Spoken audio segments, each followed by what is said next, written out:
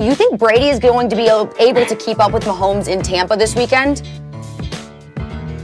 No, Brady won't be able to keep up with Mahomes. I mean, they both have a lot of weapons, but the Tampa defense has been playing better, even in spite of, very recent games. The Tampa defense has been playing better than the Chiefs defense. And because the Tampa defense has a potential to be elite, which we've seen this year, that's what Mahomes is going to be facing. Brady's going to be facing a defense that has been trending in the wrong direction. They're still better than giving credit for, but it's a softer touch. So the game should be closer, I think, than people anticipate, and I do think Tampa will have chances. I do not think Tom Brady can keep up with Patrick Mahomes. But let me be clear. At no point in Tom Brady's career he's going to keep up with Patrick Mahomes given the same circumstances. Mahomes is a much more talented player. And Brady's advantage back in the day was not only he was a strong-armed quarterback, but he was the best decision maker. He processed information the most quickly. He made the best decisions. He made the fewest errors. Number one, he ain't with Bill Belichick anymore. And Bill Belichick had something to do with that, right? He's with Bruce Arians. Now he sees not how the other half lives, but how almost everyone else who's ever lived lives without Bill Belichick. Not that the guy's not good, but he's not as close to perfect, right? And that's part of it. And so, the game can be close, but Mahomes also makes the kind of decisions that Brady makes, in his prime, that big advantage that Brady had. He's making the best decisions, others aren't. Nowadays, a lot of guys are making a lot of good decisions. Mahomes is one of them, but he's doing it with superhuman talent. So no, Brady won't keep up with Mahomes, but Tampa might keep up with the Chiefs. Listen, this is not a home run for the Kansas City Chiefs. This is a game that they're going to have to play because I believe when you look at the weapons of Tampa Bay, they match up very favorably against the Kansas City Chiefs. Now, do I give the Kansas City Chiefs the edge? Absolutely, because of the dude that plays quarterback. But when you're thinking Mike Evans on Ward and AB on Breeland, and you're thinking about Rob Gronkowski's facing the linebacker core of the Kansas City Chiefs, you think, okay, we can win. You think about the way that Rojo, even though he doesn't catch the ball well, the way that he can run the football, you're thinking, okay, we can play a little keep away. And so this game doesn't look to me as a blowout. This is a game where the Kansas City Chiefs are going to have to make some plays late. But don't we all know that they're going to make them?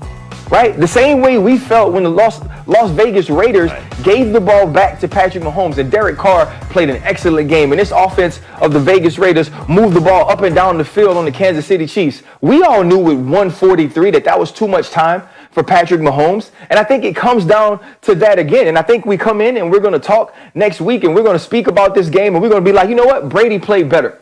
The Tampa Bay offense played better. The Tampa Bay's defense was solid. The Tampa Bay's defense made some good plays. But Patrick Mahomes is just that good. And I think Max said something earlier about the Kansas City Chiefs that lets you know how good they are. Is that because teams make it an NFL game, right? Because teams make it a professional contest, which usually comes down to one possession games, we say things like the Chiefs look vulnerable. Right? Even though they're 12-4 and win the Super Bowl, but they were losing at some points in the playoffs. Oh my goodness, they just beat the Carolina Panthers. Oh, the Las Vegas Raiders beat them earlier and it took Patrick Mahomes to drive late. That's football, right? That's what happens. That's why it's a team sport. And so though the Kansas City Chiefs aren't undefeated, though the Kansas City Chiefs aren't perfect, I think their quarterback is the closest thing to.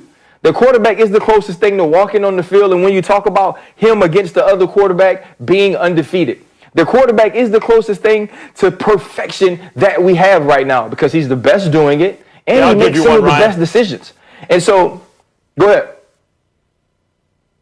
Ryan, I'll give you one. You have to bet your house. The rules are you have to bet your house. You have no choice. Here are your options.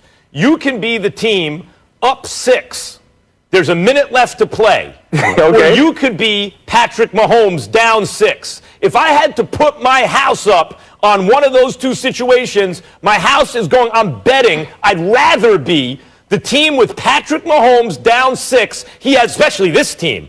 He has a minute left on the clock to score a touchdown. I think it's better than a 50-50 proposition. So, like, you're right. They appear vulnerable. They were down to the Texans. They were down to the Titans. They were down to the Niners. They were down early this season. But all they did was win, win, win, win, win, win, win. It's a mirage. It's an illusion. They look vulnerable, but they got Mahomes and all these weapons. In the end, they're going to get you.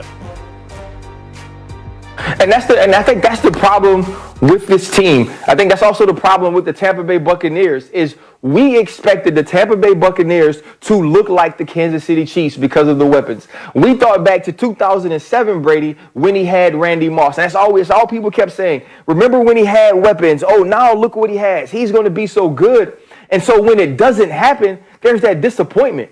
Right? Expectation is the greatest breeding ground for disappointment. Because if you don't expect certain things, you don't feel let down.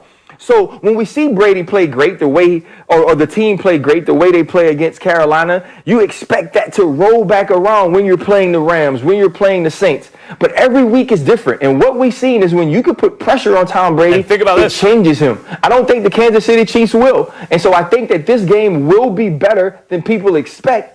But Patrick Mahomes still finds a way, and we still come back and question Brady and question Arians and question this relationship. That's right about the pressure. And consider this. Brady has had a couple of times this season in big games, like against the Bears at Soldier Field, where they were favored. When Nick Foles threw the pass in a bad game because the Bears had no O-line, but he got them to field goal range on the money down, and they kicked the field goal to take the lead. They left too much time for Tom Brady. Here it comes. No, it didn't. And not only could he not complete difficult passes, he forgot the downs. Same thing with the Rams. Did they leave too much time on the clock? It's Tom Brady. If you had to list the quarterbacks with a minute left in the game that you need to march you down the field, is Brady one of the top 3 or 4 or even 5 guys in the league right now? Because he has every weapon you can imagine. The answer is no. Well, Max, off of that, these quarterbacks had 2 very different games this past weekend. We saw Tom Brady, 2 interceptions late in the game.